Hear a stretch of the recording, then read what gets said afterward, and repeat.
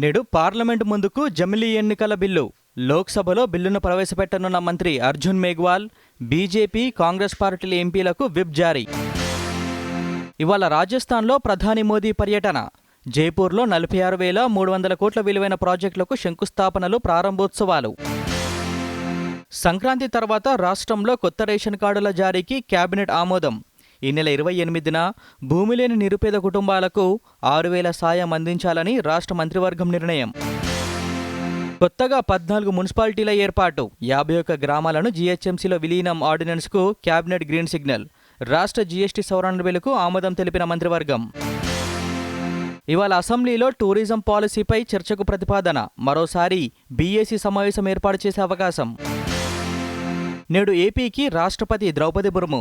Mangalagiri AIIMS తొలి స్నాతకోత్సవంలో పాల్గొననున్న రాష్ట్రపతి. శీతాకాల విడిది కోసం ఇవాళ సాయంత్రం రాష్ట్రానికి రాష్ట్రపతి. 5 రోజుల పాటు రాష్ట్రంలో వివిధ కార్యక్రమాలకు హాజరు కానున్న ద్రౌపది ముర్ము. రాష్ట్రంలో ఇంటర్ ఎగ్జామ్ షెడ్యూల్ విడుదల. మార్చి 5 నుంచి 25 వరకు పరీక్షలు, ఫిబ్రవరి 3 నుంచి 22 వరకు ప్రాక్టికల్స్. పాత జిల్లాలను రద్దు చేయాలన్న ఆలోచన తమ ప్రభుత్వానికి లేదన్న మంత్రి పొంగులేటి. పేదల సంక్షేమం కోసమే తమ ప్రభుత్వం పనిచేస్తుందని వెల్లడి. కేంద్ర జలశక్తి మంత్రి అధ్యక్షతన ఈ నెల 19న జాతీయ నీటి అభివృద్ధి సంస్థ సమావేశం. నదుల అనుసంధానం, ప్రాజెక్టుల పురోగతిపై చర్చ. శివమొగ్గ జిల్లాలోని జోగ్ జలపాతం సందర్శనకు తాత్కాలిక బ్రేక్. మౌలిక సదుపాయాల పనుల కారణంగా జనవరి 1 నుంచి 2.5 నెలలు నిషేధం. లగచర్ల రైతులను విడుదల చేయాలంటూ నేడు బీఆర్ఎస్ నిరసనలు. హైదరాబాద్లోని అంబేద్కర్ విగ్రహం వద్ద వినతిపత్రం సమర్పిస్తామన్న కేటీఆర్. రేపు తిరుమల శ్రీవారి ఆర్జిత సేవ టికెట్లు విడుదల. సుప్రభాతం, తోమల, అష్టాదల పాద పద్మారాధన సేవల ఆర్జిత సేవ టికెట్ల కోటాను విడుదల చేయనున్న టీటీడీ. ప్రశాంతంగా ముగిసిన గ్రూప్ 2 పరీక్షలు. మార్చి నాటికి ఫలితాలు వెల్లడిస్తామన్న టీజీపీఎస్సీ. ఏపీకి సంబంధించిన ప్రశ్నలు అడగడంపై మాజీ మంత్రి హరీష్ రావు ఆగ్రహం. జార్జియాలో తీవ్ర విషాదం.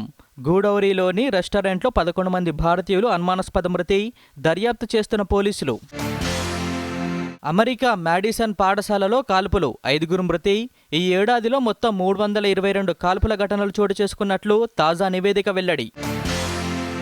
రాష్ట్రంలో వణికిస్తున్న చలి. ఆదిలాబాద్ జిల్లా అర్లీలో అత్యల్పంగా 6.0 డిగ్రీల ఉష్ణోగ్రత. హైదరాబాద్లోనూ పెరిగిన చలి తీవ్రత. చిన్నపిల్లలు, వృద్ధుల జాగ్రత్తలు తీసుకోవాలని వైద్యుల సూచన. ఢిల్లీలో 400 పాయింట్లకు పడిపోయిన గాలి నాణ్యత.